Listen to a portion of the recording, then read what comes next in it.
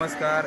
दीपप्राशा कासापुरी येथे आज बाल आनंद मेळावा म्हणजेच बाल आनंद नगरीचे आयोजन या ठिकाणी करण्यात आलेले आहे आणि या माध्यमातून विद्यार्थ्यांमध्ये असणाऱ्या विविध कलागुणांना वाव देण्याच्या उद्देशाने तसेच त्यांच्यामध्ये विविध व्यवहारिक बाजू जी आहे ती भक्कम करण्याच्या दृष्टिकोनातून या ठिकाणी या कार्यक्रमाचे आयोजन दीपप्राशा कासापुरी येथील शाळा व्यवस्थापन समिती, मुख्याध्यापक व सर्व शिक्षक वृंद यांनी या ठिकाणी यशस्वीरित्या या ठिकाणी या कार्यक्रमाचे आयोजन केलेले आहे।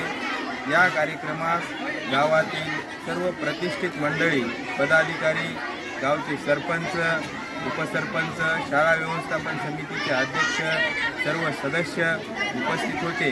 तसेच विविध पदाधिकारी यांच्यामुळे या कार्यक्रमास खूप चांगला रिस्पॉन्स या ठिकाणी दीपप्राशा कासापुरी येथे मिळालेला आहे। बाजूची शाळा शांताबाई नकाटे विद्यालय या ठिकाणचे सर्व शिक्षक वृंद, सर्व विद्यार्थी यांनी देखील या ठिकाणी या कार्यक्रमामध्ये सहभाग घेतलेला आहे आणि अशा प्रकारे हा दीपप्राशा कासापुरी येथील बाल आनंद मेळावा या कार्यक्रमाचा उद्देश या ठिकाणी सफल झालेला आहे आणि या माध्यमातून निश्चितच विद्यार्थ्यांमध्ये एक चांगल्या प्रकारचे जे व्यावहारिक मूल्य आहेत ते या ठिकाणी रुजले जातील।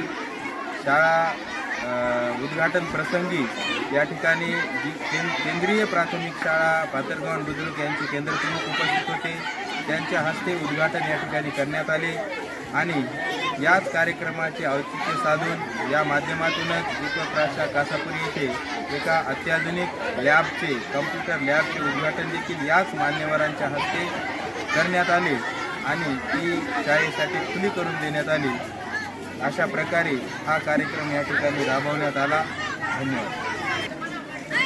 बाल आनंद नगरी मेळावा या माध्यमातून सर्व विद्यार्थ्यांकडून घरून विविध पदार्थ या ठिकाणी बनवून आणण्यात येतात। त्यामध्ये पाणीपुरी असेल, गुलाबजामुन असतील, पॅटीस असेल, त्यानंतर खिचडी पुलाव असेल, त्यानंतर भजे असतील, पापड असतील, तसेच पॅटीसचे वेगवेगळे प्रकार असतील, पाणीपुरी असेल, त्यानंतर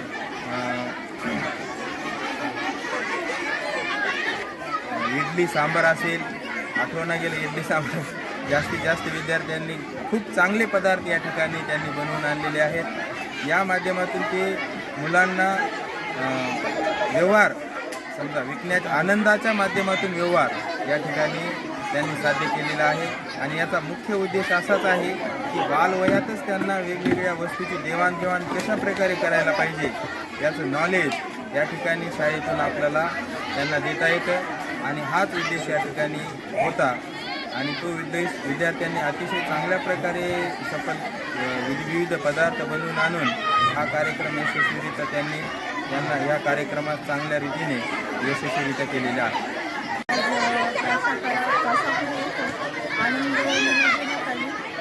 आनंद नगरीमध्ये मुलांनी एवढे चटकदार आणि छान चवदार पदार्थ बनवून आणले आणि मुलांचा आनंद खूप होता।